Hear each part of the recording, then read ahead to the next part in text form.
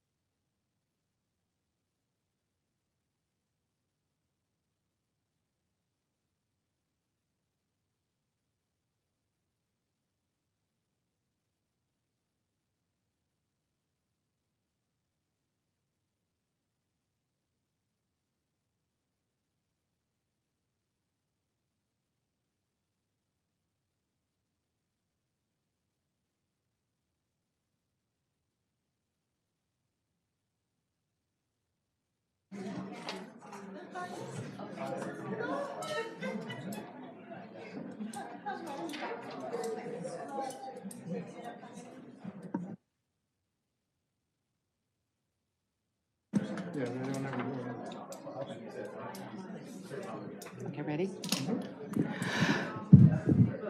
All right, good evening. We're back from closed session.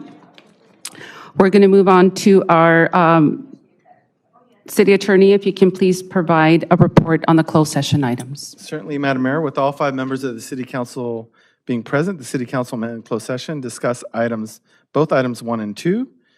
Staff provided briefs and updates, and no formal reportable action was taken. That completes the report out of closed session. Thank you, Mr. City Attorney. Moving on to our invocation, please, Mr. Matango. Invocation.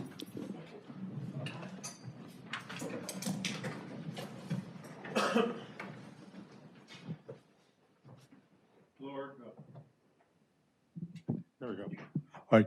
Lord, we are here meeting here today to conduct matters of business, guide our hearts and our minds in a spirit of fairness, bright thought and speech, impart your supreme wisdom upon our activities so that our affairs may reach a successful conclusion.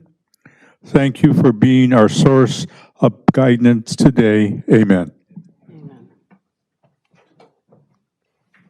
And we will continue with our future leaders of Montebello. So I'm going to read a little bit about our 2 future leaders, brother and sister.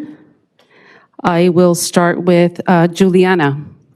Juliana is a 4th grade student at Potrero Heights Elementary, whose favorite subject is art. She is creative, witty, and loves making up and reciting her own songs. With her imagination and ambition, Juliana hopes to become the President of the United States when she grows up. All right. And I will introduce her brother Mateo. Mateo is a 6th grade student at Macy Intermediate who enjoys math and physical education. Mateo is known for being kind, noble, and athletic. Mateo hopes to one day become a lawyer and a trophy truck driver. All right, so come on up, please, Mateo and Juliana.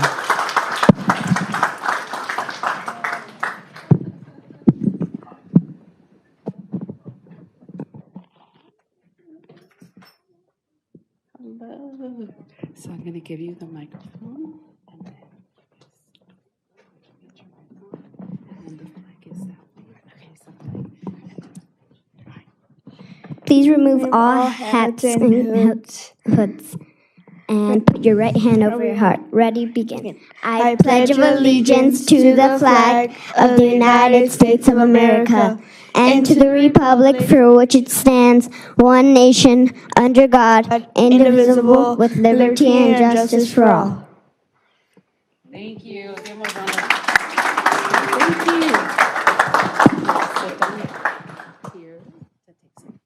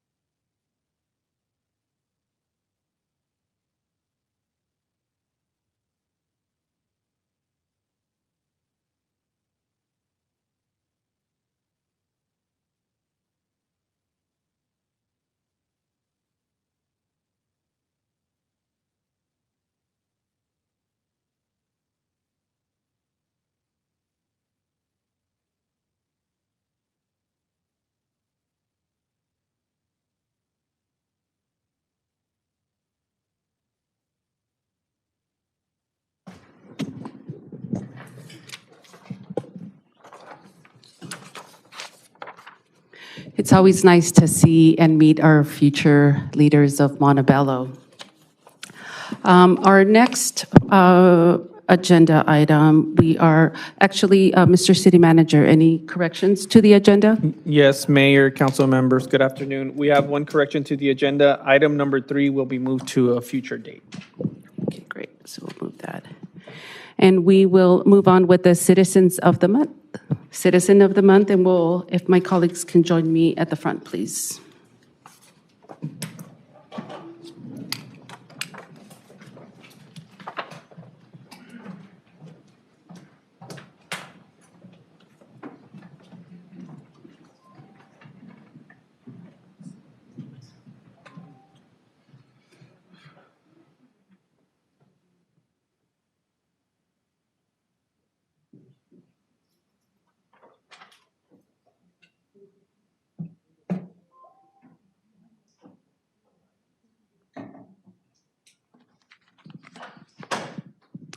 Our Citizen of the Month.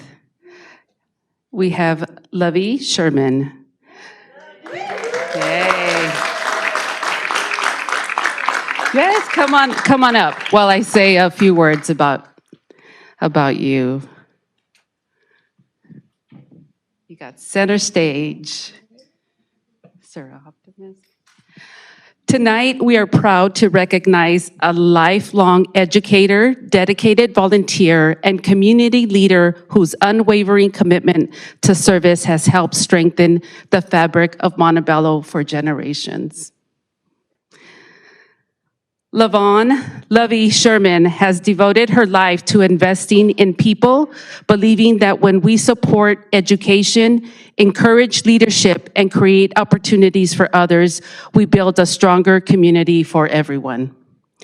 As a teacher with the Montebello Unified School District, Lovey spent decades inspiring young minds and helping students discover their potential.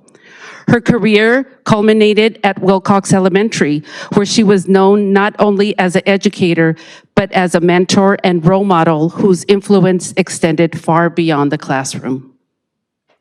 Retirement did not mark the end of her service. It simply opened the door to new ways of giving back.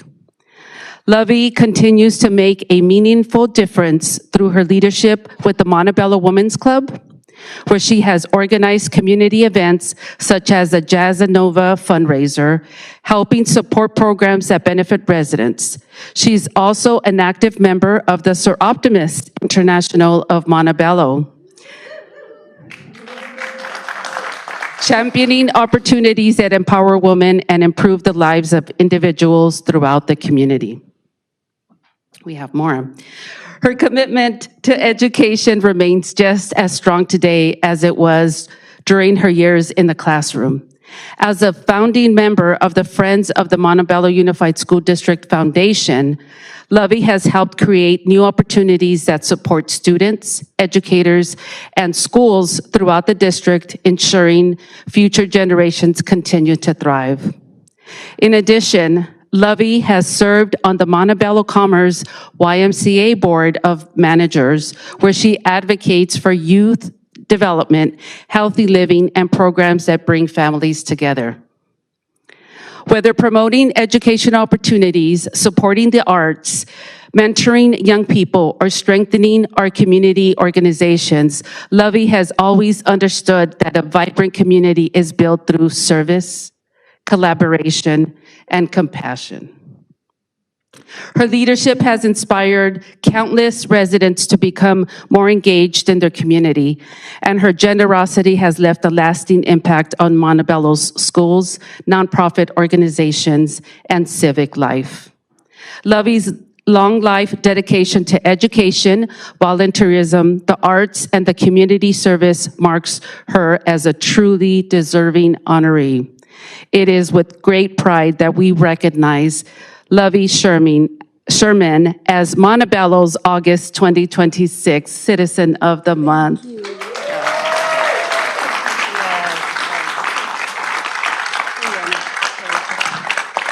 I'm going to keep this very short. What I want to tell you is my parents instilled this in me. It was giving back that was so important. But I want to tell you that what I've gotten back is friends, a wonderful community, and I've had a lot of fun on the way. Thank you. Oh, congratulations.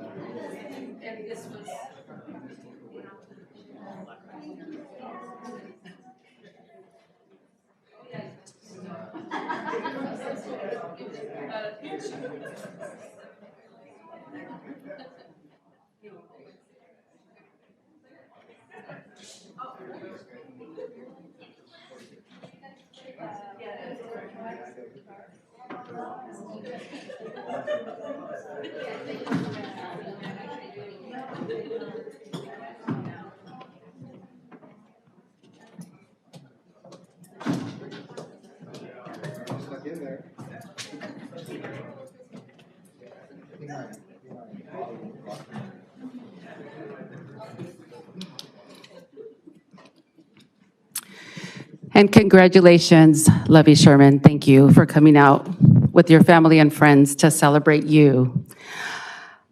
On to number 5 of the agenda, CDBG Section 108 Loan Project Ideas. We have a presentation. Yes, Mayor, we have a presentation from David Sosnowski. Before I hand it off to David, I'm very excited about the hard work that David and his staff have, and Public Works and Planning, that they've done to put together these project proposals for City Council to consider. This is, I think, what we consider the next steps in terms of where our city's going in terms of improving our parks. Over the last 3 years, City Council has been very concerted in making sure that our parks have the best amenities, that they feel safe, from investing in our community services officers, which we now thankfully have a lot of parks, to the police resource center, to last year, approving funding to improve all our restrooms. The city council has taken many steps to make sure that, we improve our parks. Last year, as we were going towards the CDBG process, we talked about potentially utilizing a Section 108 loan to further enhance our parks. So David's staff has put together conceptual projects, proposals, costs, and we're hopeful that they're welcomed positively and that we can get some good feedback from the council as we move forward. Thank you. David? Thank you, Mr. City Manager, Mayor, members of the City Council, members of the public. As was greatly introduced there by the City Manager, this is item 5, Section 108 loan project proposals, and I would be remiss if I didn't also double down thanks to Joe Palumbi and his team. They oversee the HUD and CDBG programming, so some guidance and kind of guiding me in the right way to make sure this presentation makes sense. Obviously, there's some more steps to come on that front, and then Caesar and the Public Works team are helping with the cost estimates, so very helpful. Moving on, just a little bit about the program here. The Section 108 program provides a source of low-cost, long-term financing for economic and community development projects. It also allows for local governments to leverage portions of their CDBG funds into federally guaranteed loans large enough to pursue revitalization projects. Park improvements in low to moderate income areas are eligible. Estimated financing of approximately $3.1 million, pending HUD approval, could be available for us. The city would need to enter an agreement with HUD for these projects, and it would be approved by council at a later date. Some potentially eligible parks, based off of the eligibility of the low to moderate income areas are Acuna Park, Ashia Park, Bicknell Park, City Park, Grant Ray Park, and Reggie Rodriguez Park. Just one little disclaimer here, project selection and processes. The projects were selected for the eligible parks. Projects that best fit the plans and visions of the adopted parks master plan were chosen to be presented to council tonight. And then just some disclaimers, like I already mentioned, cost estimates, thanks to Public Works. Those are based on current bids for like the dog park and the baseball field project, but those things can change within a year. Projects would need to be approved by HUD, as I previously mentioned. And then some of the images here are generated using artificial intelligence, so they're not to scale. The city does have an AI policy, so we're supposed to let everyone know when we're using AI. So we're letting the folks know these renderings are done by AI. So they're nice and exciting, but just know they're not actually to scale. So starting, one of the parks that is eligible is Acuna Park. So during the dog park construction, one of the items that we were hoping to do, which fits with the park master plan, was continue the walkway. So the dog park brought us a new walkway that connects the park to the dog park from the parking lot area. This will extend, this potential project would extend that path all the way to the end of the park on Lincoln Avenue, loop to the restrooms, and make it a good walking trail. So as it says there on the slide, this would be a new walking path, approximately cost $200,000. The master plan recommends at all parks and wherever we can to develop linear trails and walking amenities in our parks. Acuna Park is a very popular walking destination thanks to the dog park, and this would continue the path that was started with the dog park. So again, some of those disclaimer renderings, what it could look like. This is the area of the west corner of the dog park. So right now, that's the area that's not connected. You'll see the image on the left as the current condition, and on the right side, the generated image that would connect to the playground, to the restroom facility, and get us all the way to Lincoln. So essentially creating a good loop for folks to be able to walk through the park and enjoy the nature at Acuna Park. Another potentially eligible park, I should say, is Ashia Park. So the north playground, estimated cost of $315,000. This is a 23-year-old playground, so it's definitely in need of some repairs and replacement. The new playground would include inclusive play equipment and comply with ADA standards. So tricky one with the Shia, as we know at the last council meeting, we approved the new lease. Thank you for that, City Council. That park is not owned by the city, it's owned by Edison. So permanent structures beyond what is already grandfathered in, like the playground and the basketball court, are not eligible. So we can't build a new baseball field or on-site parking or things like that. So the most need for that park, being a potentially eligible for HUD funding, would be to do the playground, as you see there on the right, current playground condition, and then what the rendered would potentially look like. Moving on the theme of playgrounds, Reggie Rodriguez Park, again, this is a city-owned park, so it's a little bit higher cost. It'd be a bigger playground, as the slide states here. As is pointed out in our park master plan, which had a specific plan that was done for Reggie Park through the public engagement that was done during that process. So this would be the replacement of the current playground. Would have a rubber surface. Reggie Rodriguez Park site-specific plan, as I mentioned, recommends a new playground, and the new playground would include inclusive play equipment and comply with ADA standards. And that image for perusal would be there. So something colorful, something ADA accessible, a rubber surface. shade, because when we hear the public talk to us about our playgrounds, they want shade structures around them, so that's why that's incorporated. Some parks have trees, this one doesn't, close enough to provide shade, so that's what the rendering for Reggie Rodriguez Park could potentially look like. Moving on, Bicknell Park was also a potentially eligible park, so for $300,000, we're proposing that we would do ADA compliance there at that park, which doesn't have for the walkways now, installation of a few benches. From the park master plan, Bicknell Park is a small park, but it does highlight that there are ADA needs there, as you see on the screen. But the parking lot is done, actually, thanks to Public Works. They repaved that, and there is handicap striping there, but the path of travel needs to be updated, and that's why that is being recommended. And again, let's see, here we go. Thank you, Sam. That's potentially what that could look like. So obviously keeping the monument clear, the view sheds for that still being intact, but also adding the ADA access so folks could better enjoy the Bicknell Park amenities, including the monument, and some benches to relax on. Thank you, Sam. City Park. So there's a City Park, there's a grant rate in between project, because those are eligible, as I mentioned, are potentially eligible. So City Park is also, some of these things are on the agenda later for a grant application. This would be kind of a match for that, but I'll explain that later if that item's pulled. So City Park walk and bike path. This would be a new walking and bike path for an estimated cost of $500,000. Utilizing the existing service road and essentially replacing that cracked asphalt with a walkable bike and walk lane. The City Park specific plan that was done again with the community input and adopted at the park master plan level includes the addition of walking trails throughout the park. So you can see on the image there, you can see where the entirety of that trail would go from Olympic essentially to Whittier Boulevard and connect all the amenities from the skate park to the band shell to the senior center and everything that's in that park. Another AI generated images. So that is where the old bocce courts are near the southwest corner of the park. And that's potentially what a trail system could look like at that park.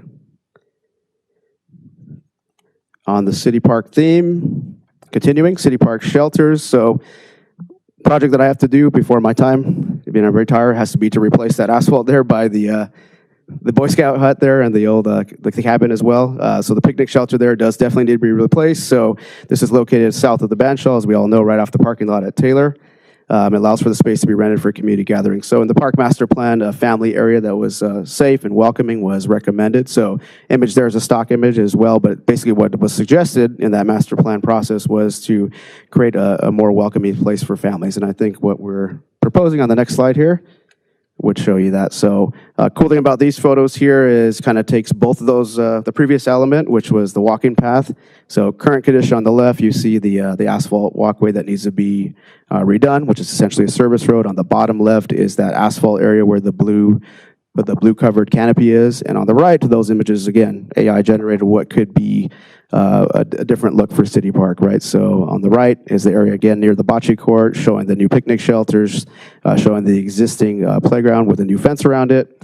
And on the bottom, generated image is the area by the asphalt, by the blue canopy, I guess you would call it. Moving on to Grant Ray. So picnic shelters, again, Grant Ray was a potentially eligible park, so this would be an estimated cost of $300,000 to renovate the existing picnic shelters on the south end of the park. Current picnic shelters are in need of replacement, and they're heavily utilized for the community on the weekends. Next slide. And again, that's another generated image of potentially how that would look. So there's 3 current picnic shelters. We propose to replace the 3 with new amenities, new benches, new concrete, and the new structures themselves.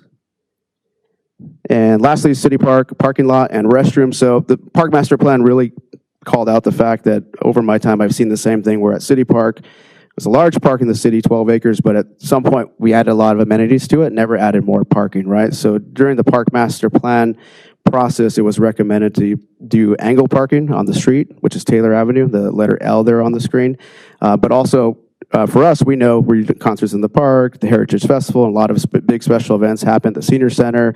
The pickleball courts are heavily utilized, the skate park, et cetera. So what would be best for the city would be to add actual parking lot in addition to the angle parking. So biggest dollar amount proposed, $900,000, but this would be a large undertaking to show what we would potentially do at City Park. So that's the south end off of Olympic. That access gate would get you in between the pickleball courts and the skate park. And that's also on the right side, just an overview of next to the pool, what's currently there. So on the southwest corner of the park, a couple of trees, the asphalt roadway, which needs to be replaced either way, And off in the distance, you could see the fitness area and the pickleball court. So for that to be more accessible, on that theme of accessibility and make the park more accessible in general, we're recommending a little parking on that end. So that will require traffic study. We'll work with Caesar's team on that if this is something that the council enjoys, but it's definitely something that's needed for the park. The community is definitely impacted when we have a lot of events at that park, so we want to be more responsible and allow folks to park on site, and this will help with overall traffic flow for the area, we believe. So that is the city park potential parking lot and also a small restroom facility. There's only one set of restrooms in that park, being over 12 acres. Not designed for that. I know we add a lot of amenities, like I said, over the years, but another restroom on the south end of the park would make a lot of sense. And just a project summary, so we said Ashia Park Playground, Reggie Park Playground, the Cunha Park walking paths and trails, Bicknell Park ADA improvements, the City Park walk and bike path, City Park picnic shelter area, Grant Ray Park picnic shelter area, and the City Park parking lot, for the total of what we could hope will be $3.1 million of available funds. So if there's any questions, I can answer them at this time. Thank you, Director Sosnowski. Any questions or comments? Councilmember Melendez. Thank you, Mayor, and thank you, Director, for the presentation. Very thoughtful, and I know there was a lot of work put into this, into making sure that it's that the funds are distributed equitably amongst the whole district. Just the two questions that I have, one, and I think you kind of mentioned and made reference to this in regards to Chet Holyfield. I feel like that might be the only park that I don't see here. And then, just kind of figuring out if it's not included because of the park master plan, or just trying to figure out a little bit more. And then, in regards to the term of the loan, how would that work? Is it just like on a yearly basis, a certain amount, or how much of that is being paid back if we were to get this? Thank you. I'll take the first question, and I'll ask my colleague, Mr. Palumbi, to help with the loan part, or the city manager. I get to do the cool designs, right? So, but for Holyfield Park, the reason why it wasn't included is my staff worked with Mr. Palumbi's staff and see what areas would be potentially eligible, and Holyfield Park was not one of the listed areas. Well, we pass it on to Joe just to talk about the CDBG, the Section 108 loan. That's it. We try to take a holistic approach to everything that we mentioned. I think for the most part, we improved all the restrooms, right? With council over the last year, Holyfield Park in particular, the community garden, it's a project that's going to be hopefully completed within the next month or so. The police resource center was a new facility that was put there. We're looking at adding other amenities. So just want to point that out, because yes, it's one of our most impacted parks. It's not forgotten, although we may not be able to cover it as part of this project because of limitations in the funding, we do have plans to add other amenities to that park in particular in the future. And Joe, do you want to talk to them a little bit about how the Section 108 loan works? Yes. Thank you, Mr. City Manager. Good evening, Mayor, members of the council. So the Section 108 loan, we could, I believe, in coordination with HUD, obviously, we would structure a loan, and I believe it could be a 20-year loan, and we would structure it, obviously, with the lowest interest rate possible, and we would the payments would be taken out of our CDBG allocations, so it wouldn't come out of general fund dollars. For the general public, it's a tool. It's a tool that we use. Thankfully, I mean, when I started, we didn't have this as an option. There was a Section 108 loan that was taken for something else, and basically that was completely off the table. And then now it's become eligible for us. It's a low interest loan. It's a great effective tool for us to be able to do improvement now and pay it over a very long period at minimal cost. Understood. Just again, thank you to staff for putting this together and for our investment to our parks. Thank you. Thank you. Mayor Pro Tem Romero. Yes, just echoing what Councilmember Melendez said. Thank you for the wonderful presentation. I'm still not clear on why, or maybe I missed it. Why is Chet Holyfield not eligible? What was the specific reason they're not eligible? Mayor Pro Tem, it's a good question. So when my staff checked in with the staff that work on the HUD program, they gave us the list of the study areas, essentially, in the low to mid-income area, and it wasn't listed as an area. So that's not a city choice. That's the HUD and CDBG requirements. Okay. Yes, and just to add to that, and David, thanks for touching on that, but the way HUD looks at it, look at census tracts and what census tracts qualify. And unfortunately, the Chet Holyfield, the parcel that it's in doesn't qualify. So that's a HUD determination, as David mentioned.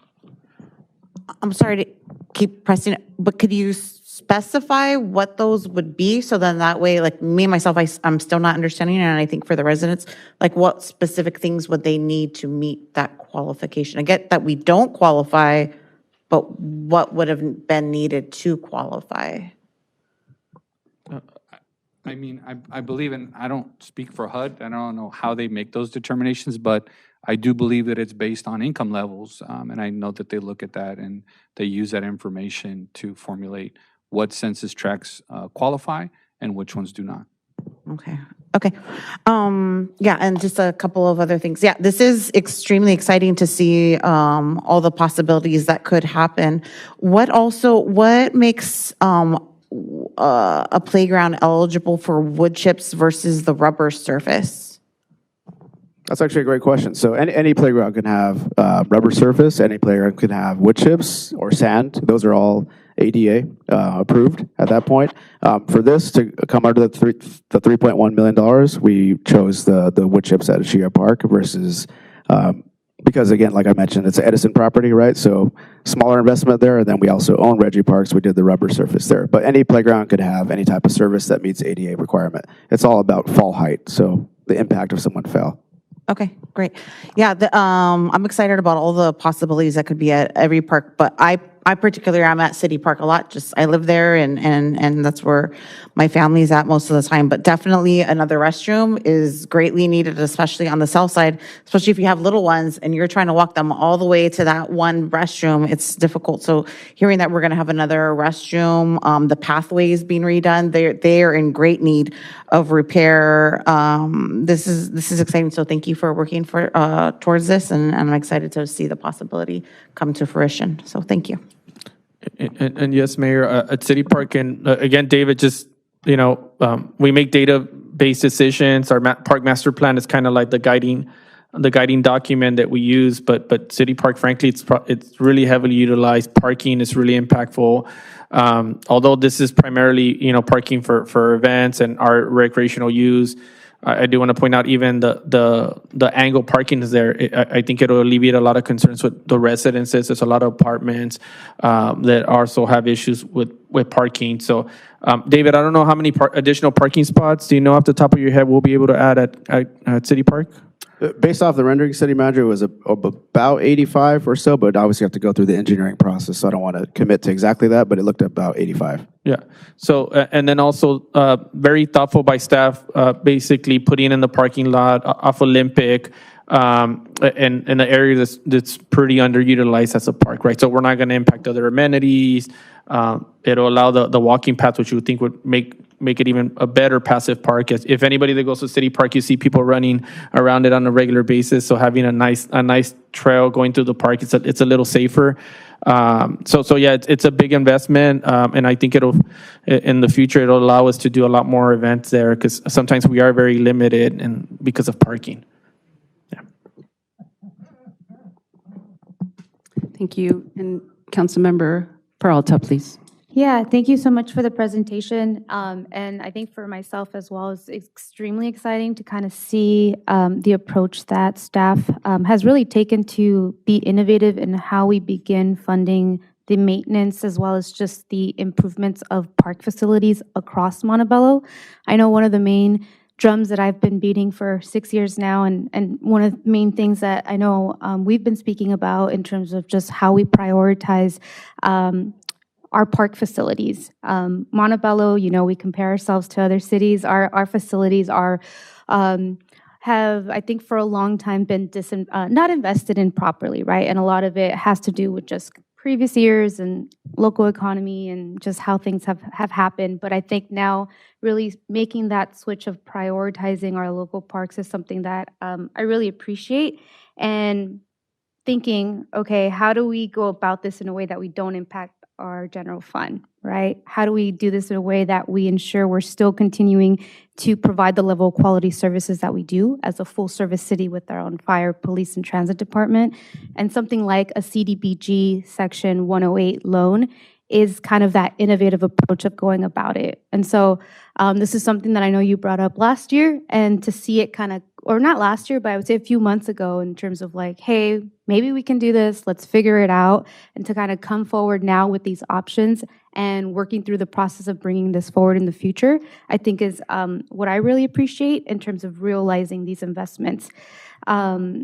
Specifically along the different projects, I think the thing just generally I want to prioritize is landscaping, shading, and accessibility. And I know those are things that have been mentioned by my colleagues as well, but as we're seeing with record-breaking temperatures, right? I know that there's trees in our parks and that some parks more than others, but I think the more we can, I think just generally prioritize shading across all our parks is something that I hope to see in the future, and really looking forward to how these projects continue to be shaped by community input. I know folks might ask, like, how do we get here? Why did we choose this, or why is this being proposed? This all came from our park master plan, which was an immense lift that our Parks and Recs and city staff did, where they did immense community outreach workshops, and essentially developed this complete master plan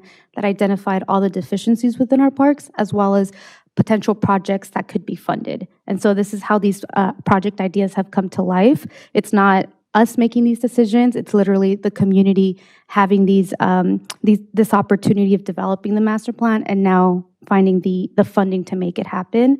And then just lastly, how would this, I know that for CDBG every year, it also supports other programming in terms of supporting local nonprofits like our YMCA, as well as just Hearts of Compassion and other community projects. Wanted to just ask if this Section 108 loan would in any way impact kind of the continuous funding we provide yearly, or is that two separate tracks of CDBG opportunities that we have? I'll let Joe talk a little bit more in detail, but in essence, this loan is separate from the yearly allocation that we get. So the programs you talk about, like, so we provide funding to Hearts of Compassion, we provide project and programmatic support on an annual basis. That won't be impacted at all. No, that's really, really good to hear. And just one quick point of, I think something I do want to emphasize, and I know that, you know, Chet Hollyfield was mentioned in terms of just not qualifying, but I do want to recognize just the massive investments that have been made recently, which I know were shared in terms of the Community Police Resource Center, the new community garden that's coming there as well as other grant opportunities that we've been applying specifically for that park. Pointing out Ashia Park, I know it's Edison owned, right? But that playground is 23 years old, right? And so I think oftentimes we have this narrative of certain parks not necessarily having investment, but when in reality there are actual parks that have been untouched for decades now. And so I think that was really important to highlight as the councilmember for District 2 in terms of continuing to advocate for more improvements in parks like Ashia that I think for a long time have really gone I don't want to say ignored, but just investment hasn't reached that side of the park. Other than that concludes my comments. Thank you, Mayor. Thank you, Councilmember. Councilmember Alonso. Thank you, Ms. Mayor. A couple of, obviously, this is the park that's closest to my house, and I'm sorry, I thought I've heard you guys up here, my colleagues, talk a little bit about Chet Holyfield. I forgot my hearing aids today, so I couldn't quite capture all the answers to the questions that you were asking. But obviously, to me, suspiciously absent is the park that's closest to where I live, District Number 5. And I'm glad that all the parks are getting potentially this funding. Obviously, I'm very happy that Montebello is improving as a whole, but we're talking about the most economically challenged part of the city. That's where I live. And obviously, Reggie Rodriguez is part of that community as well, but it's sort of a little bit north. And the further south you get in District Number 5 is where you really start to feel and see the differences in socioeconomic challenged areas. I live on Spruce Street, potentially one of the most socioeconomically challenged. And, you know, my mother runs a daycare, and the kids from that daycare, kids school, when I used to work at that daycare myself, go to this park. And let me tell you something, I'm 42 years old, and the basketball courts at this park have been the exact same since I was around 15. So you do the math. I did it already. 27 years. 27 years, and I know the city manager is the basketball guy. 27 years of the exact same basketball courts. I think that's ridiculous. I think we need to do a better job, and finding alternatives, or maybe even presenting a challenge to what the requirements are for something like this. Because I'm not happy that we're getting this funding potentially, right? I'm obviously very happy, but we need to do a better job at making sure that the park in the most socially economic challenged part of our city gets its fair share too. And, well, thank you. Thank you, council member. No, council member Alonso, other council members, I mean, I can't disagree with anything you're saying. I mean, you're bringing up very important points. I think there's a few challenges, right? This funding specifically restricts a park like Chet Holyfield Park, and that's not our criteria. That's federal guidelines that basically shape where we can apply for funding or not. Again, we're not ignoring Holyfield Park. I think it's been mentioned a little bit here on the dais that unfortunately, the parks, there's just been the lack of investment, and it's been for many years. I think we've started little by little over the last 3 years, making a turn. It started really basic, making sure our parks feel safe, right? We invested in community service officers, making sure that they're clean, right? I mean, the general audience wouldn't know, but we literally shifted our maintenance division to parks to ensure that they're maintaining them every day. We clean our parks, believe it or not. We clean and restock our parks every day, 7 a.m. and 3:30 p.m., right, David? Every day? There you go. Unless they miss, we'll give them a little 30-minute break around there. No, but it literally started with those basic things. And last year we came to council. Council did not hesitate to approve funding to make the restrooms look nicer, which we got. And then, and I mean, we agree with you. That's where we're at right now, right? We're committed to making our parks look nicer. We're fighting an uphill battle, like you, council member. I grew up playing in Holyfield Park. I know I grew up playing basketball. Yes, the same basketball courts are the same there. That's where I was a kid. And for the record, the same at Reggie Rodriguez Park. They're the double rim basketball that I hate. And then City Park's the same thing, right? So, no, yes, you're absolutely right. And we are committed to making those improvements. We got to work with the funding we have. The one thing that we do, we make a concerted effort not to leverage our general fund, right? So I think that's one of the key components. We're taking advantage of this very unique circumstance where we are able to take a Section 108 loan, $3.1 million. David and his staff are very methodical in terms of making sure that we get the most bang for our buck, and you're seeing that here. I'll say this publicly. We're not ignoring Holyfield Park, and my intent is for sure to make sure that we bring back things or find eligible funding or grants, whatever's out there for us to make those improvements. Just in this specific circumstance, the federal government, they're very strict in terms of how we can use our money and where. And unfortunately, I agree with that. I don't know, just on the surface, I mean, why is Holyfield not eligible? Jesus Christ, I don't know, right? Yeah, but Joe, I don't know, you want to touch a little bit more on those circumstances? Yeah, yes, and what we can do and what we have done in the past is if things don't make sense, we can ask HUD why and ask for a further explanation. Because we do dialogue with them and we take their direction, but it doesn't make sense. So we can actually ask for clarification. And this is a good opportunity because this is a presentation and we have an opportunity to do that. So we will do that. Okay. And it's worked out. Was it the home grant, right? Wasn't it that I believe council brought up the caps, right? And it was just not Yes. functional for residents, and they actually did make a change based on our request, right? We did. We appealed that and we were able to come up with information based on records that, of sales in the city to protest, and it did actually increase. So yes.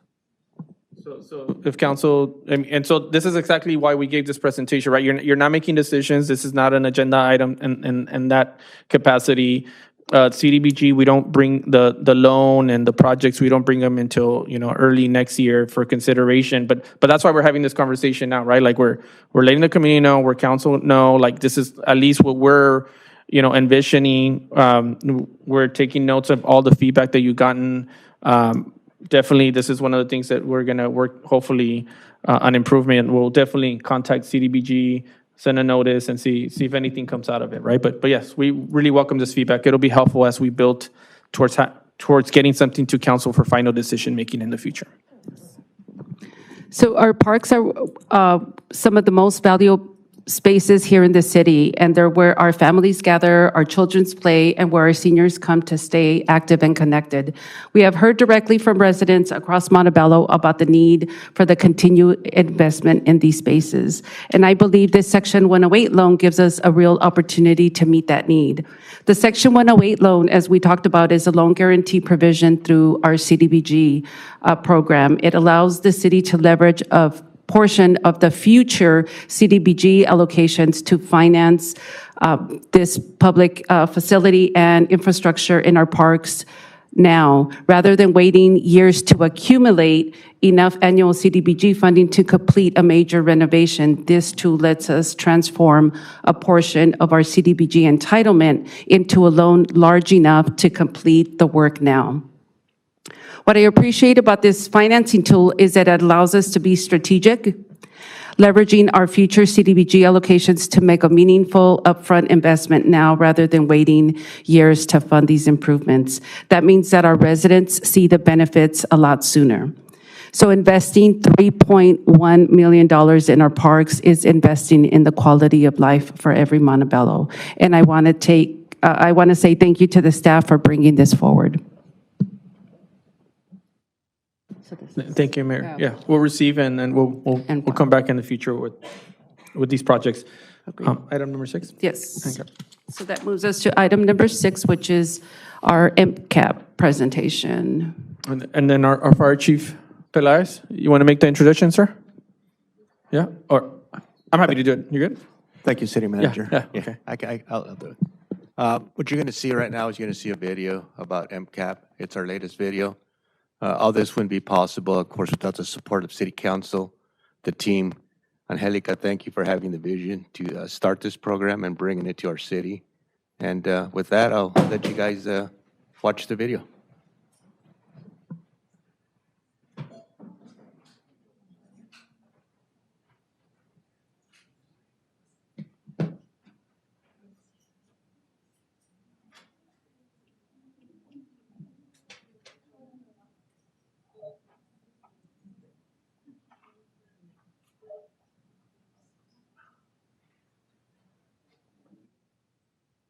Find the love and the passion to help other people that really want to see them succeed and have the thick skin and the heart for it.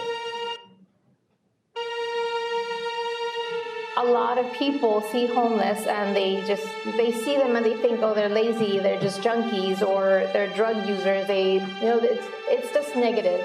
Hi, my name's Desiree Flores, and this is where I used to live. To us, it's trash. To them, they go through our trash and they bring it to their home to build their outdoor homes and sustain themselves. They're not the cops. They're not going to take you to jail. You're not going to get in trouble. They're here to help. Like my mom used to say, I didn't raise a failure, and you're not a failure. And you're not a failure. A lot of times we have to take ownership, and we have to say, we missed the mark. That patient didn't get what that patient deserved from us. And so I started out on a quest to say, how do we get first responders ready? Or how do we equip them? Hi, good morning. My name is Ronnie Udias. I'm the Senior Management Analyst for the Montebello Community Assistance Program. I work in the Montebello Community Assistance Program role as health and housing. I manage all the grants like Measure A, encampment grants, PLHA, funding we get from the San Gabriel Valley COG, from Hilda Solis's office, pretty much budgeting everything and helping with housing navigation and health services. Montebello Fire Department, anybody there? My name is Rosemary Quintero. I am the social work supervisor for MCAP. I'm one of 4 members in the team. My role is in the team is to do interviews with our clients when we meet them either at a park, in the community. It has to be inside of the city of Montebello to find out what it is they need, what type of resources they need. I am a member of the community. I do live in Montebello as well. So the clients that we do see have changed my mentality on the homelessness issue. But being part of the community, it switched something in my mind because I see them now and I know that they have a name, they had a family, they were somebody's baby at one time. Something went wrong, and my job now is to help them find the resources to get them back on the social part of the community. We kind of hold their hand to get them back on their feet and succeed in life. We're pretty much their last resort. And like my supervisor says, Sandra, it's their journey. We have to go at their pace. We're here to help them. Hi, my name is Sandra Olivas. I'm the social worker program coordinator for the MCAP team. We're working with human beings. We're working with people who are struggling, either if they're struggling with addiction or if they've been traumatized either by abuse or by even verbal abuse. We try to meet them where they are. So if we find them in the encampment, and we take it one step at a time with them, because sometimes they don't want the help at the first time, and I tell my staff it takes about 15 times before they say, yes, I need help. Hi, my name is Desiree Flores. I ended up here about 8 years ago, and I was up here for about 6 years. Well, I lost my job, and I started to hear voices. And that's the main story. That's really what went wrong with me, is when I started hearing the voices, I ended up out here. And then I ended up with the drinking, and the drinking got me just the worst of anything. Not even the drugs, it was the drinking. I was drinking every single day. That's how I bumped into them. I was so drunk and screaming and yelling when I met them. It was horrible. It was rough. It was really rough. It was hot, it was cold, it was depressing, it was hopeless. And then one day this fire department showed up, and it was like, oh wow, finally help. And it was hard, because it was hard to, like she says, to trust them. Well, I thought maybe we had a fire. Finally we got to mental health, and mental health is where the beginning of my path started. And then we did DPSS, and we did the housing, and it's been a little over a year now, and I have not been back here. They got me to go to school. They took me to the school, and so I was able to go take the test there. They take me to go do that. They take me to get registered into the school, and I'm still doing that. If it wouldn't have been for MCAP, I'd still be on this hill. My gosh, I got my family back in my life. I've got my grandkids in my life. I didn't have grandkids at the time. Now I have grandkids. Thank you for all your guys' help. I'm a firefighter paramedic. My name is Bailey McDonald. Basically, I go and do outreach with Sandra and Rosemary, and if anybody has any medical complaints or needs medical evaluation, we evaluate them and try to get them the appropriate resources. Definitely throughout the year, I feel like I learned a lot and find a lot more value with this in the department. Operation Stay Safe is tiny homes. We have 30 units. These units are small units for our participants of the program. I just want to thank my team for the day in, day out hard work and dedication that is just put into all of our participants.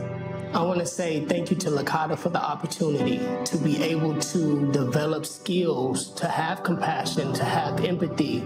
None of this would be possible without Angelica Palmeros. The vision she had to come here and put this program in speaks volumes to the amount of care and love that she has for people. With the collaboration with the city and with the collaboration with MCAP, we were able to do something very innovative with the Operation Stay Safe program, and also to decrease emergency utilization services. June 13th is my sobriety year. I turned a negative into a positive by being on the streets and overcoming the odds. You're going to build off of this. Yes. And your story is going to be amazing. Yes. Everything we built here was built off of one of our core values, which is compassion.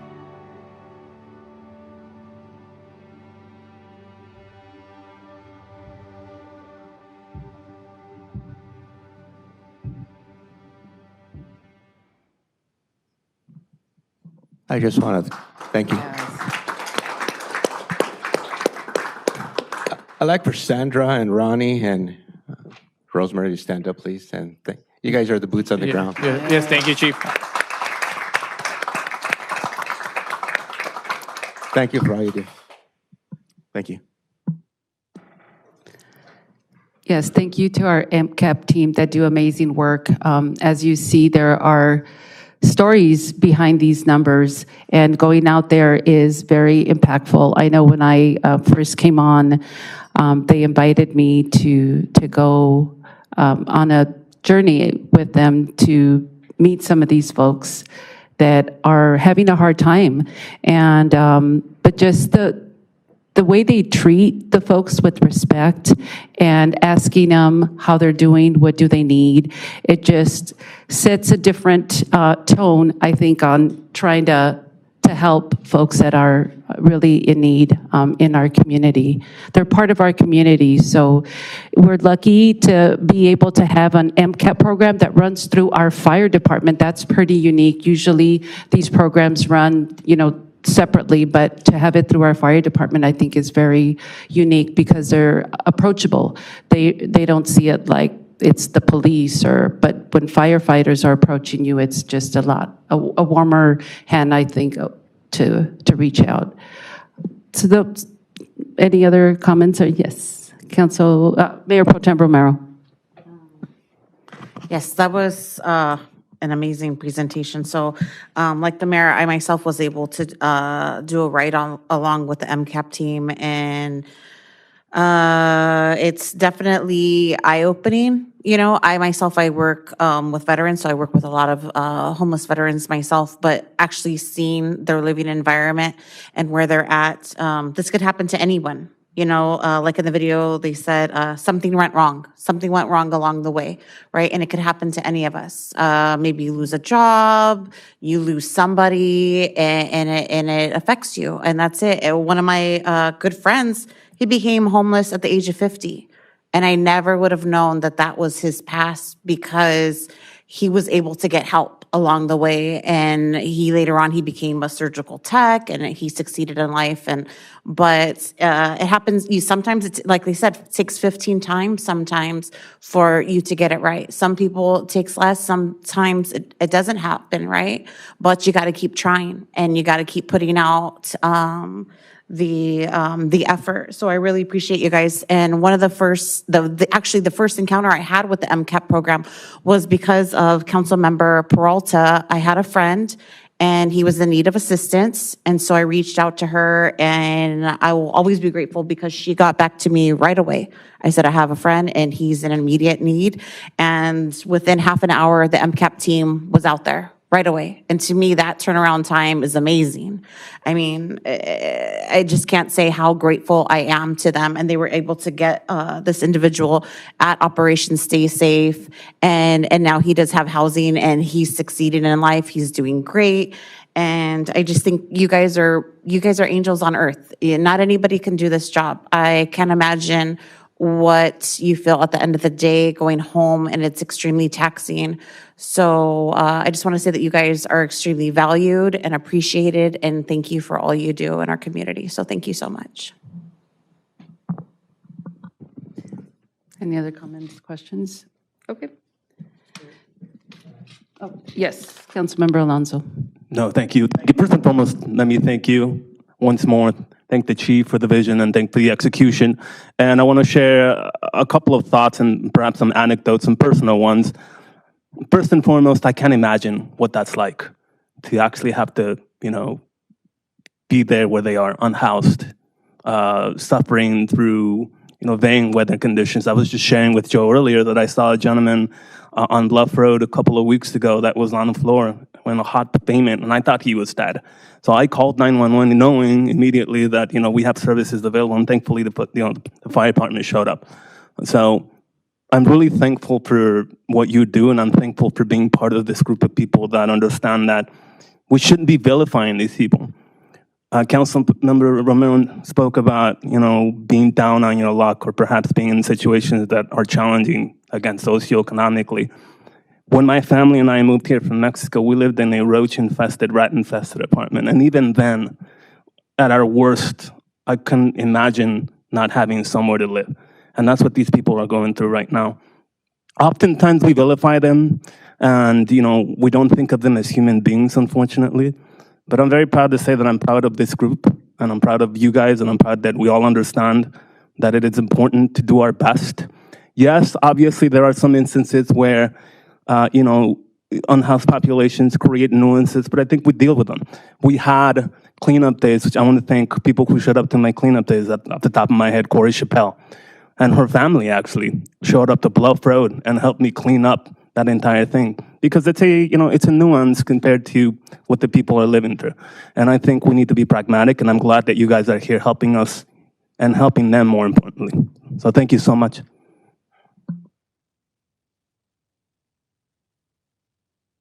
Thank you. Okay, we'll move on to our public comments. Mr. City Attorney. Thank you, Madam Mayor. At this time, the public may submit speaker cards to the city clerk's staff for both agenda and non-agenda items prior to the beginning of the statement. Public hearing items do not require a speaker card. The City Council will address non-agenda items during this section, and speakers will be called in the order received. Those persons not accommodated during this 30-minute period will have an opportunity to speak under public comments continued after all scheduled matters have been considered. Public hearing, regular business, and/or consent calendar items will be addressed at the time that matter of business is heard in the order received. Please be aware that the maximum time allotted for members of the public to speak shall not exceed 3 minutes per speaker. State law prohibits the City Council from taking action or entertaining extended discussion on a topic not listed on the agenda. Please show courtesy to others and direct all of your comments to the Mayor and City Council. Thank you. We'll start our public comment. Mayor, we do have 2 speaker cards. One of them is in person and one of them is going to be online. First speaker in person is Anna Marie Leno, followed by Corey Chappell.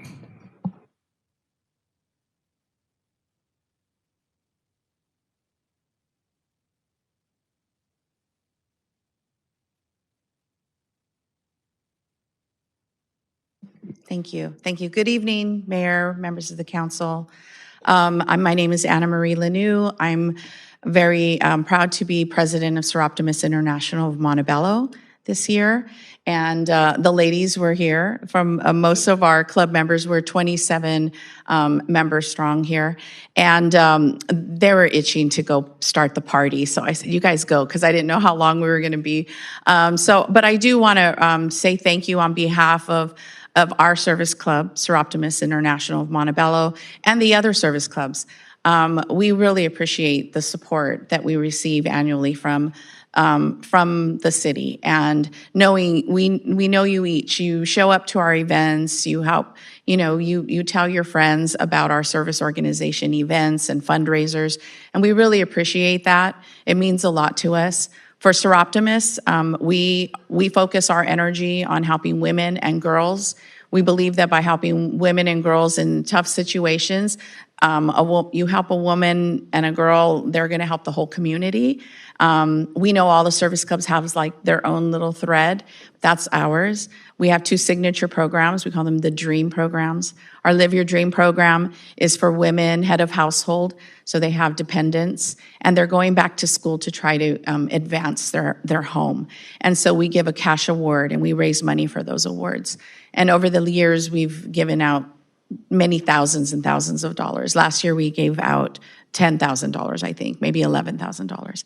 We also do a younger girls mentorship program. We're going to partner with the YMCA and hold a mentorship day where, a mentorship day, where we will be talking to them about career choices and, just the challenges of current life. So our members, I wanted to also highlight, although they've left, but we have 2 members that are so active in our club, and they're turning 90 years old. Lovey will be 90 this year. I'm sure she won't mind me saying that. And then also Connie, who was here, I think she's turning 90. If she didn't yesterday, it's like today or something like that. So we're gonna go party with her right now. But it's just amazing to have wonderful, dedicated women in the community working together, and it's been the pleasure of my life. I've been a Seroptimist for over 30 years, and I can't imagine not serving my community in some capacity or another. So I just want to thank you, and I wanted to show up today to just say thank you to all of you and to all the leadership here for always supporting the service organizations. That's it.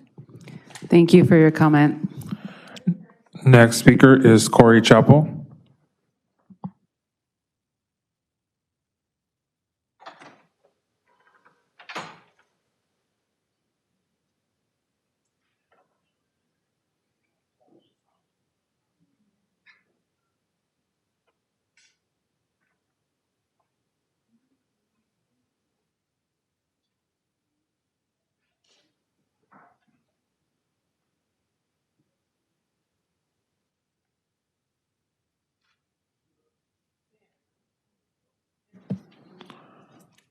Our next speaker is Corey Chappell. Corey, can you unmute yourself?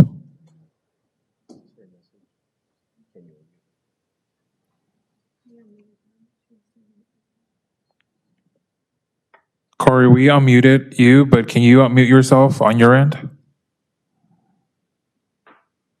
2 seconds. Okay, so sorry about that. I appreciate that we are able to do this. I appreciate that we are able to do this remotely now. Remotely now, and having a mom and having kids, easier for me to make sure that I can attend. At the last meeting, I expressed that I wanted to stay more informed about what's happening in our community.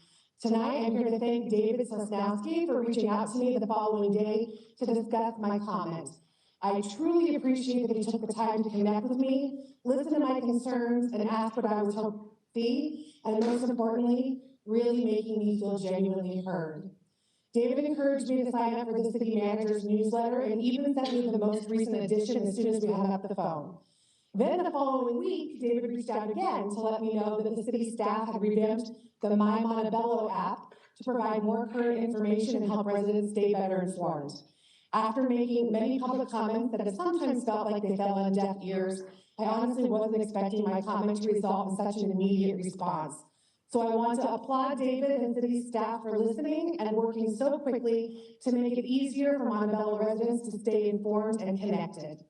I sincerely hope more residents will take advantage of these resources by signing up for the city manager's newsletter and downloading the My Montebello app.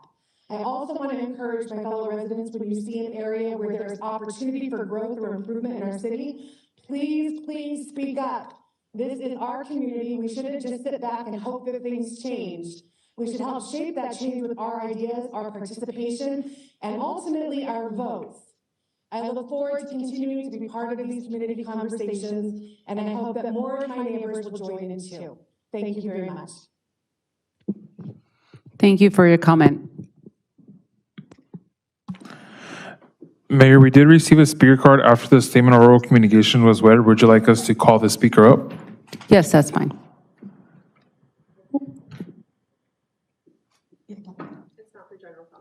That's not, okay. Mayor, that does conclude all speaker cards. The speaker will be speaking on agenda item 7. Okay. All right, then we will move on to agenda item 7. The adoption of plans, specifications, and authorization to solicit bids for construction of the senior center basement. Yes, Mayor, council members, we have a presentation for this item. Normally, at this stage of a project like this one, to adopt specifications or this next step, this would normally be a consent item, but this is I felt that this is a project that probably the community should be updated, council should be updated. It was actually in the queue before I even started here. It's a project that's been a long time coming. It's gone through some changes, some budgetary, some scope of work, a lot of changes, quite a bit, and I thought at this point bringing council up to speed, because I know you've been aware of this project and just kind of, reminding of where we're at on this stage. James? Yes, sir. You want to go for it? James Yes, Coiner sir. will be giving the presentation. Thank you. Dear Mayor, members of the City Council, City Manager, and residents of Montebello, I'm here to talk about item number 7, the Senior Center Basement Remodel Capital Project 925.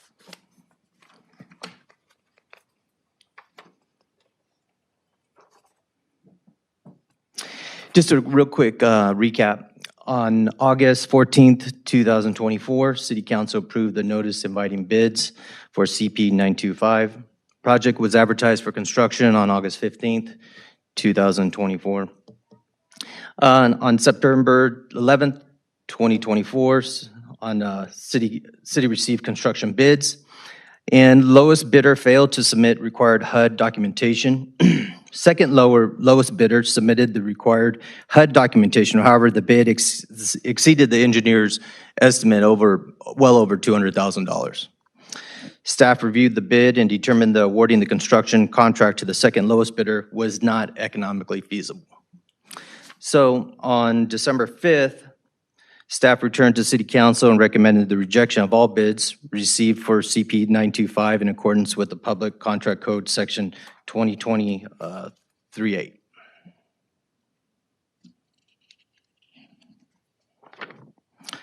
On May 28th, City Council approved the NIB for CP 925. Project was re-advertised on Planet Bids and in local newspapers for general circulation on May 29th, 2025.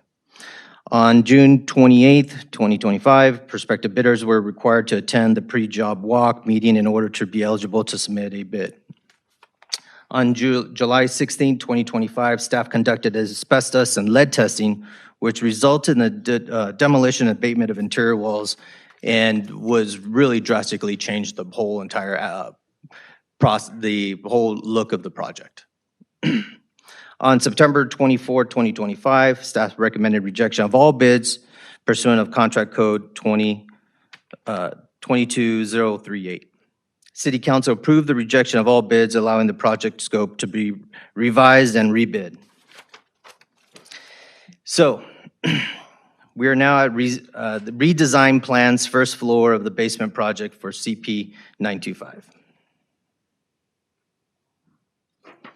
So what we're looking at right now is a new fitness area, installation of lockers, signage, drinking fountains, ADA compliant, computer room, refurbished and ADA compliant restrooms, upgrades to lighting and flooring, multi-purpose room for art classes, fitness, meetings, and rentals, upgraded kitchenette, new HVAC system, new doors and window fixtures. This is always the fun part, where you get to see the design and kind of look at this, at the engineering, at the architectural design. Just a couple little comments there. We have a large gym and yoga room and fitness room for the community. Also, there's a computer room there that will be open to the community. And also you have a large gathering multi-purpose area, which is great for the community, residents, seniors. This is also for a great location for outreach, for community outreach programs and events.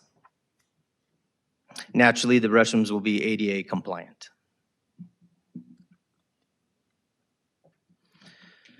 So on the construction timeline for 26-27, August 26, hopefully City Council to consider and adopt plans and specifications for advertising, and the NIB on Planet Bids in local newspapers and general circulation on August 27, 2026. On September 23rd, 2026, mandatory job walk. Prospective bidders are required to attend the pre-bid job walk meeting in order to be eligible to submit bid. This will be very crucial event, part of this project.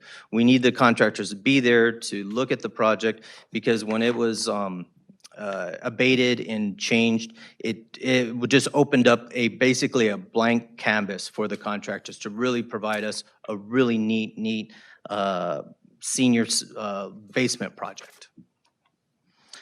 Going forward, the September 28th, 2026 Deadline for prospective bidders to submit RFIs regarding the project on October 1st. City will issue, 2026, city will issue responses to submitted RFIs. October 7th, 2026, bid deadlines. October 28th, 2026, tentative contract award. Staff anticipates returning to City Council to recommend award of the construction contract.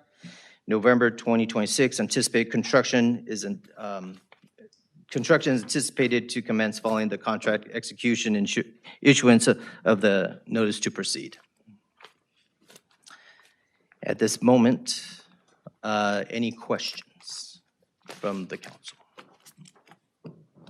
Any questions? Councilmember Melendez. Thank you for the presentation. Can you remind me, what's the total project cost for this? On the estimate was well over $1 million. Okay. Yeah. Okay, thank you. Yes. Yes, I'm extremely excited to see this happen. This was a definitely underutilized area. And I know when I came on board, we thought this was going to happen back in 2025, but it was delayed. So what is the do we have an expected completion date in mind? Do we know?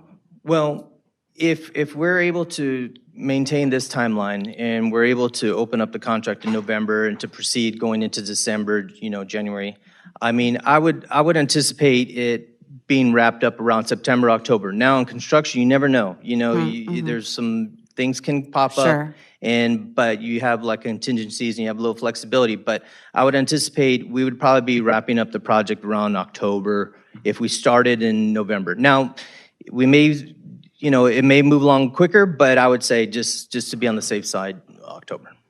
Okay, thank you. Yes. Councilmember Peralta. Yeah, thank you for the presentation. I really appreciate I think, the level of transparency that we're seeing in terms of just project status. I know previously when it came to many of our projects, there was a lot of uncertainty, or there just wasn't, I think, clarity in terms of what steps have been taken, where are we at, and kind of how we move forward. So I've noticed that there has been a lot more intention behind kind of bringing these projects forward in a manner of presentation when it comes to council meetings to not only keep us informed, but as well as the public. I do also just want to recognize and appreciate the fact that I think it's not only this project, but also the fire station roof. In terms of just, you walked us through the need for council to essentially have to reject bids and then rebid to ensure that these projects were staying on budget. And I think that is the fiduciary duty that our city manager, our staff, as well as council has to take to ensure that we are really maximizing and protecting, I would say at this point, our general revenue, our grants, and ensuring that we really stay accountable to I would say, the scope and budget of these projects. And so it's taken us some time, right, because of the fact that some of these bids have come over. But I do appreciate the fact that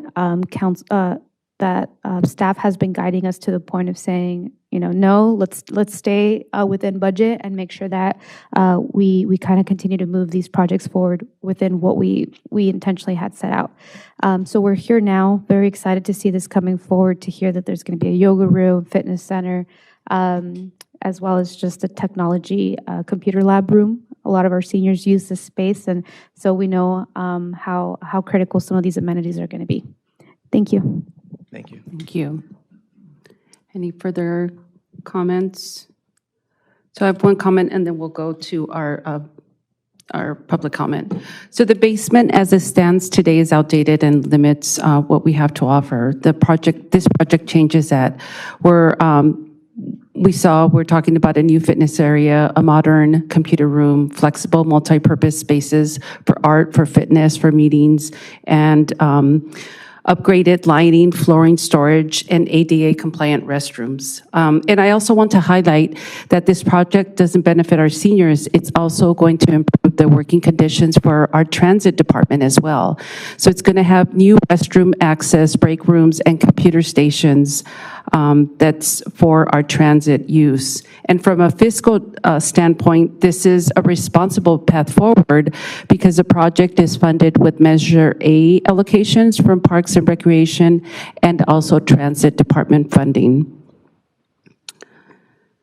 And that concludes my comments, but we do have a public comment. Or any further questions? I will take a public comment. Thank you, Mayor. Thank you. Thank you. Thank you, Mayor. Well, we have one speaker card for this item, and it's Elva Sami Osorio.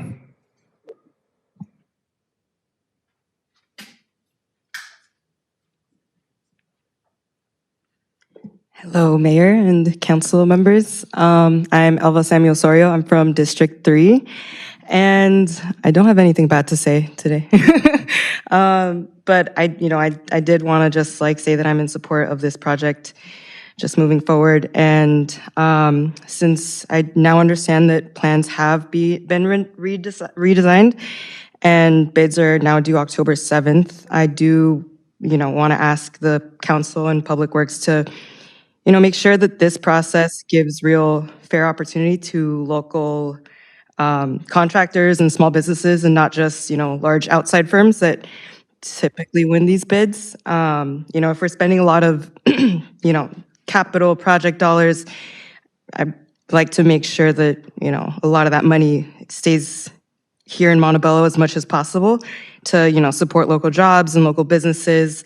And I'd just like to ask staff to confirm what kind of outreach we're going to do to get local businesses or vendors, because honestly I think I could maybe name at least 20 businesses here that could possibly do that here in Montebello. That's pretty much it. Yeah, thank you. Thank you for your comment. Mayor, we do have one more speaker on this item, and it's going to be Corey Chapo online.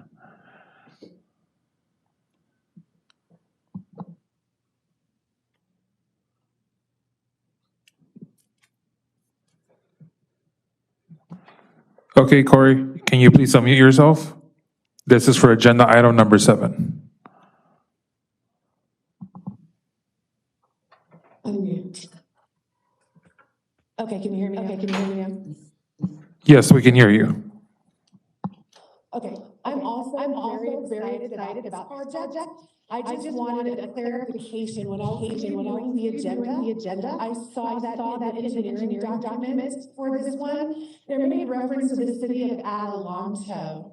I just wanted to make sure that that's corrected to Montebello before we vote for it.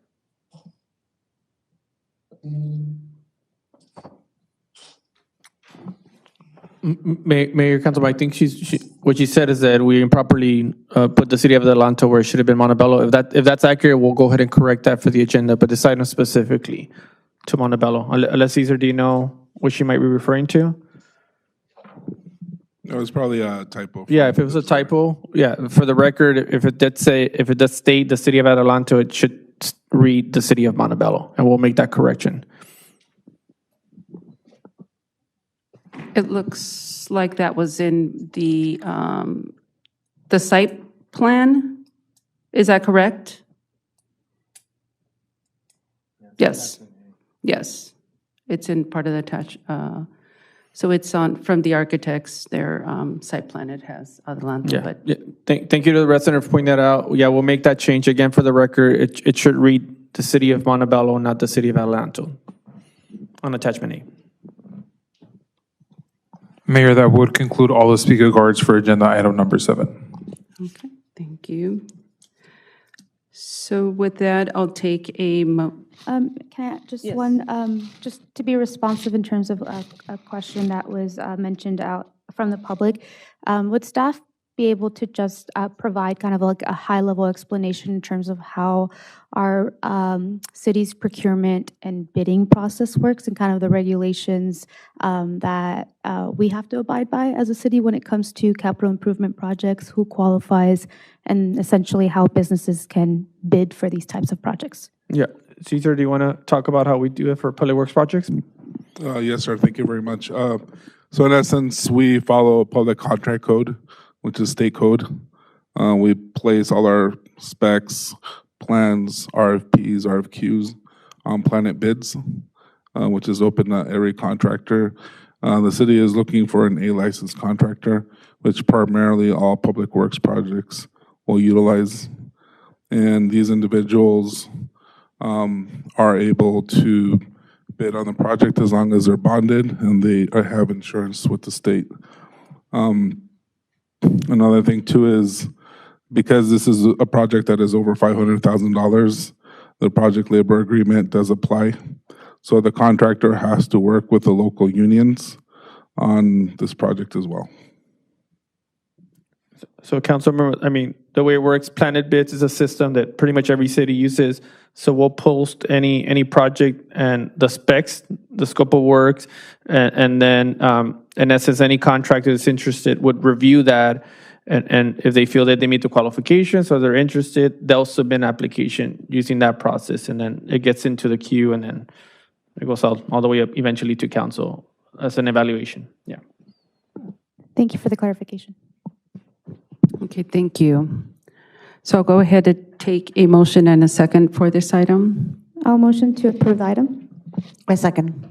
So we have a motion by Councilmember Peralta, a second by Mayor Pro Tem Romero. If we can please call the roll. Councilmember Melendez. Aye. Councilmember Alonso. Aye. Mayor Pro Tem Romero. Aye. Councilmember Peralta. Aye. Mayor Tamayo. Aye. That takes us to number 8, the bus stop improvement project. Yes, Mayor. Item number 8 is bus stop improvement project. It's a receive and file technical memorandum and project cancellation due to funding deficit. Presentation is being given by Director of Transit, John Soria. Good evening, Mayor Tamayo and honorable members of the City Council. John Soria, Director of Transportation. This evening, the item that we do have before you is specific to our bus stop improvement project, where we will be seeking your consideration to receive and file the technical memorandum, as well as your consideration to approve canceling the project due to a funding deficit.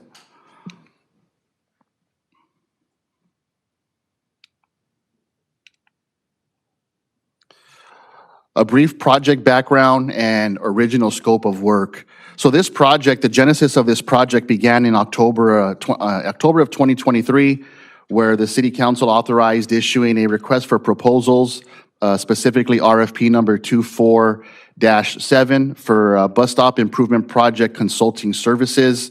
Subsequent to that, on February 28th, 2024, the City Council approved an agreement number 4180 to Kimley Horn and Associates for a total not to exceed amount of $169,996. The project scope was a system-wide bus stop survey and inventory, an existing conditions report. Anytime you conduct this type of a project, you always want to provide a record of the current physical, structural, or social economic conditions surrounding a project of this nature. Scope of work also included design and amenity recommendations, and ultimately the construction cost estimates for this type of a project. As it relates to the budget and funding, currently the project does have funding allocated in the amount of $2,713,000. This is a combination of Federal Transit Administration Competitive 5307 funding and a local match. What that local match is, anytime we use federal funding for a project, the federal funding comes in at 80%, and the agency is required to provide a local match, which is a non-federal, either state or local, of 20%. And so collectively, we do have $2,713,000 allocated for this project. When this project began, the original construction budget target was $2.7 million. You know, it's important for us to note that when this project kicked off, there was only a small amount of money that was available for this project. At that time, the team that preceded myself and preceded the city manager, they only had approximately $956,000 available for this project. Since that time, we've been successful in going before LA Metro and competing for additional FTA dollars. For FY 2026, our team was successfully able to secure $800,000, and then subsequent to that, for 2025, 26, and then for 26, 27, we've been successful in securing an additional $722,000. In March of 2026, this year, the consultant did come back with a technical memorandum with a construction estimate that was in the area of $12,307,000. What this was from the original construction budget target of $2.7 million to $12.3 million, this identified a $9.6 million budget deficit. This isn't a deficit where the transportation department doesn't have the funding and we're in a deficit. What this is there's a budget deficit for this specific project. Transportation does have capital improvement program funding, as well as some additional unprogrammed dollars that we are considering for other high-profile projects. And so at the time this consultant construction estimate returned, it was far above the budget target that was originally identified as $2.7 million. When you look at a project of this gravity, it's our belief and our position that there wasn't a realistic dollar amount attached to this budget. For a project of this magnitude where we're looking at potentially replacing bus stop infrastructure, amenities, ADA improvements, a more realistic dollar amount would have been in the ballpark of $5 million to approximately $8.4 million. In this case, the targeted budget was far below that amount at $2.7 million. Staff did convene and we conducted a few revised sessions where we looked at this construction estimate. We were able to revise the scope. We were able to identify a new dollar amount of approximately $8 million. However, that was still a deficit or a funding shortfall of $5.3 million. And so when we look at this project in totality, whether we were looking at the $8 million revised scope of work or the construction estimate of $12.3 million, the funding shortfall was between $5.3 and $9.6 million. Why cancellation is recommended at this point in time? Again, looking at opportunities for funding and project reset. This deficit cannot be absorbed within Transit's capital program at the moment, but also this is really an advantageous moment for us because we have not released a construction RFP. So being that the construction RFP has not been issued, this makes it an opportunity and the opportune time for us to stop and reset, to pause and to pivot. And what that does, that also allows us to preserve the value and identify a future path. And so for us to be able to pause at this moment and reset, what it does do, it allows us to preserve the FTA 5307 funds that have been identified for this project, but it also allows us to be able to identify the GIS mapping and the bus stop inventory list as city property. And these are things that have been identified and provided from the Kimley Horn and Associates consultant.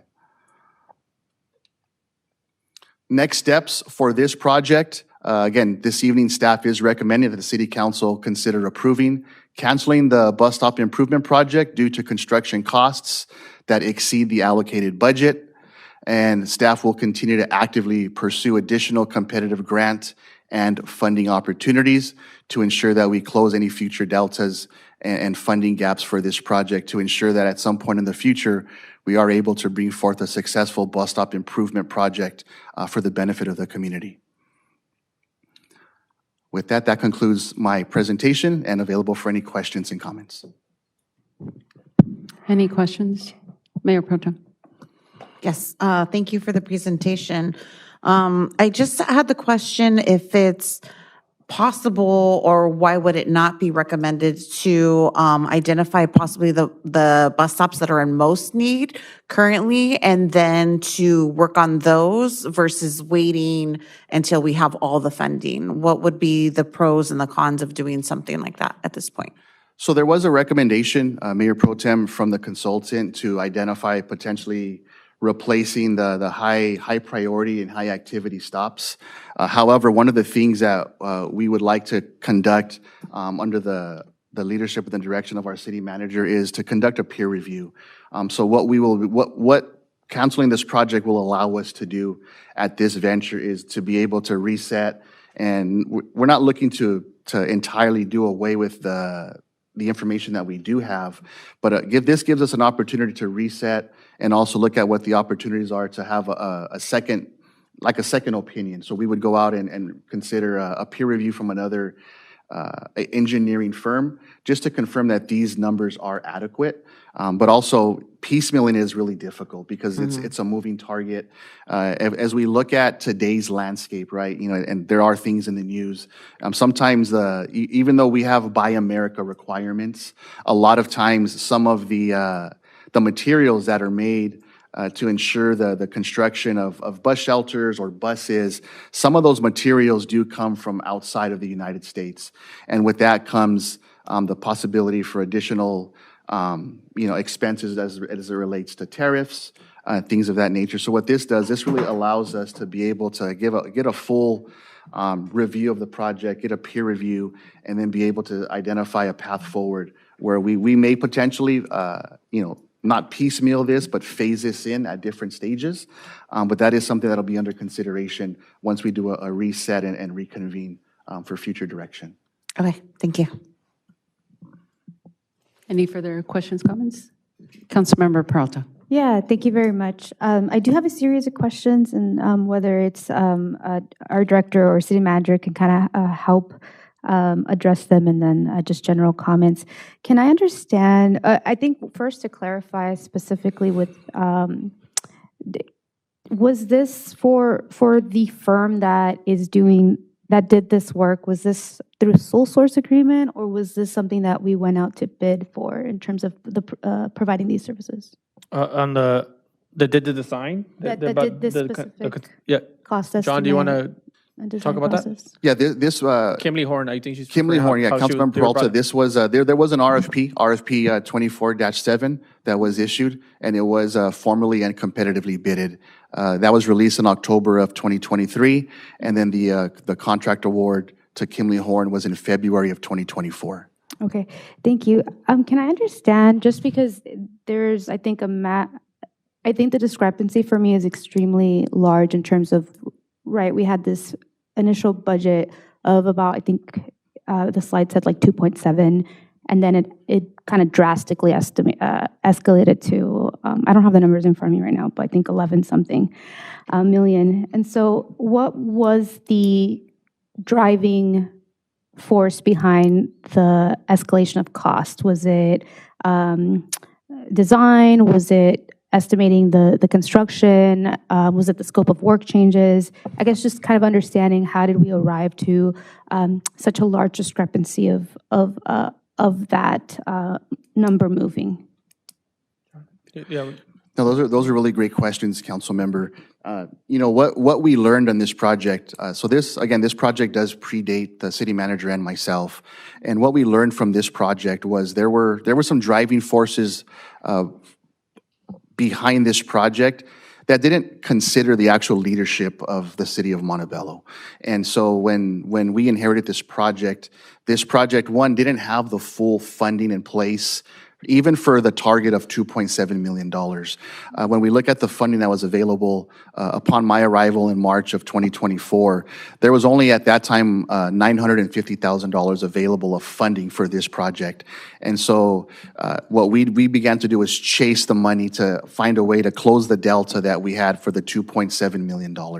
And so we were successful on that front in identifying through the LA Metro subcommittee the additional funding opportunities to get us to the $2.7 million. But one of the things that we did receive was we received renderings and mock-ups of the project that didn't consider your input as the policymakers and the leadership of this city. And for us, that was crucial because that's really where you guys are the driving force of what you want the city to look like, the community feedback. And so there was a lot of lack in that area. And what we did was we brought that.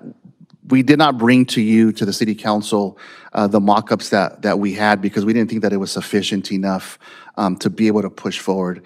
So we did do a bit of a reset in that in that vein to get your input, to get your respective design and amenity ideas, right? Because as it relates to the general plan and the specific plan, this city council has a specific idea of what they envision and what they imagine for the city of Montebello, especially when it comes to your respective districts. And so what we did was we did incorporate your direction and your recommendations into this project. So when the final project did come, there were some challenges. The challenges were specific to infrastructure as it relates to the bus shelters, the shelter itself, the amenities, the bus benches. I think one of the recommendations was for like an umbrella type of canopy for some of the standalone bus stops. Those standalone bus stops, there's about 49 to 100 of those within the city. That alone would have increased the dollar amount to about $1 million.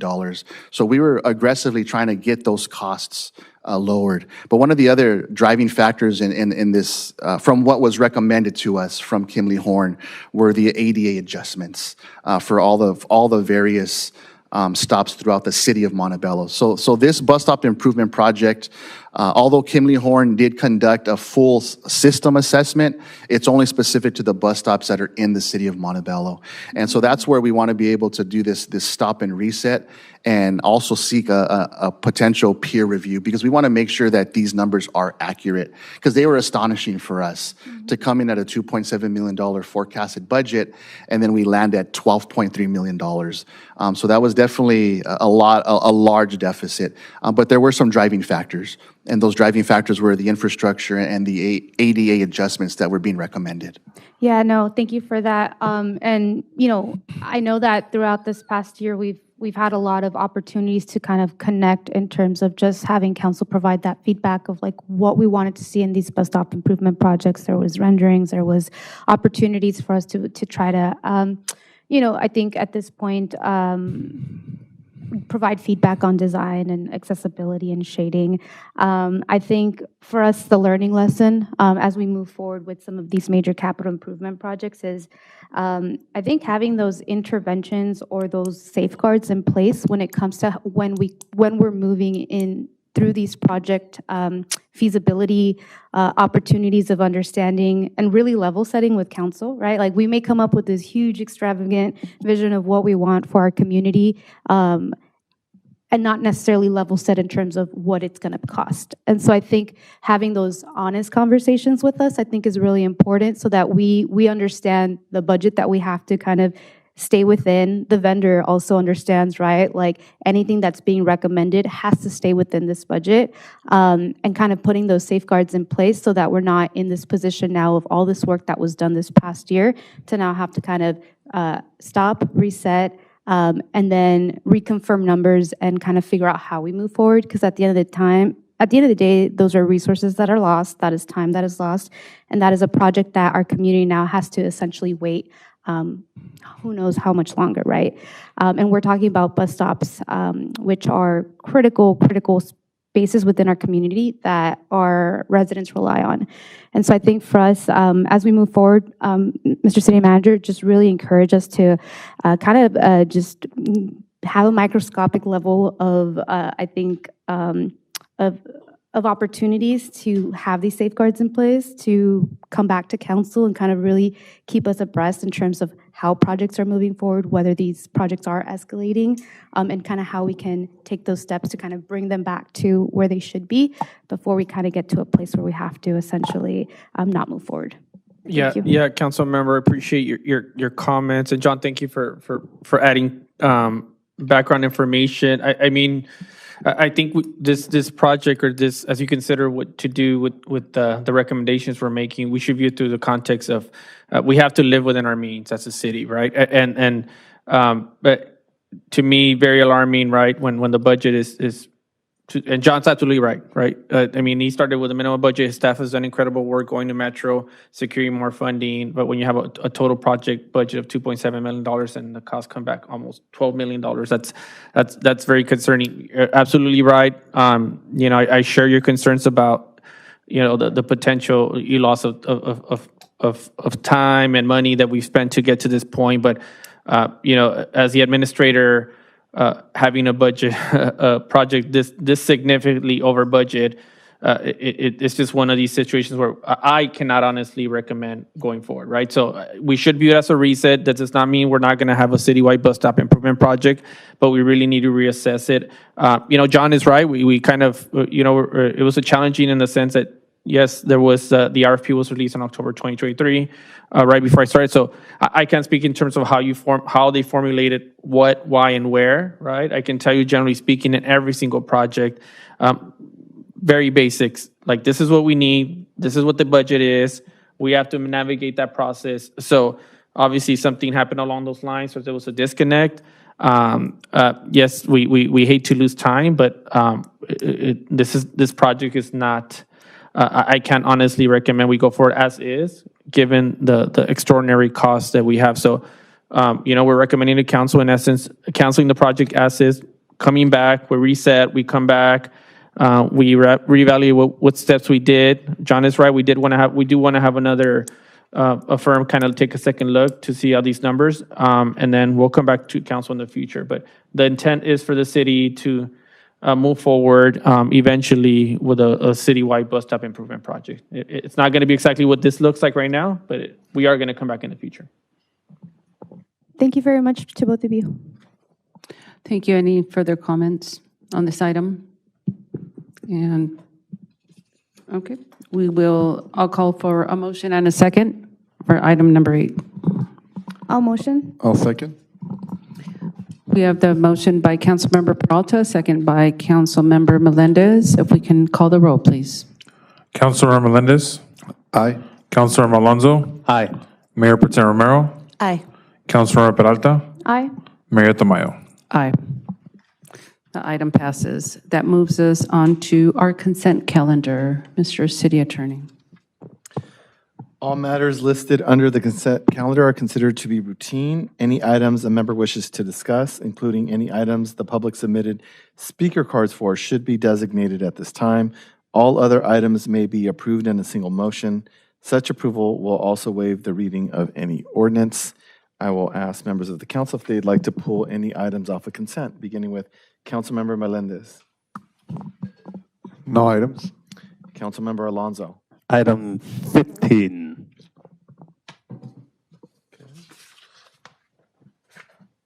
Item 15. Mayor Pro Tem Romero. No items. Councilmember Peralta. No items. And Mayor Tamayo. I'll pull item 12. So items number 12 and number 15 have been pulled off of consent.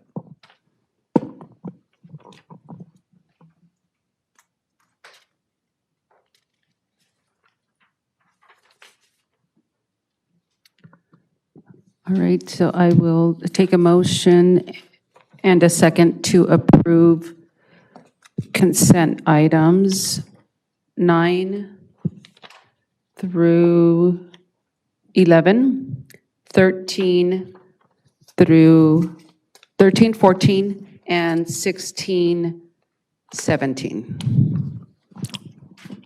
I'll make a motion. I second.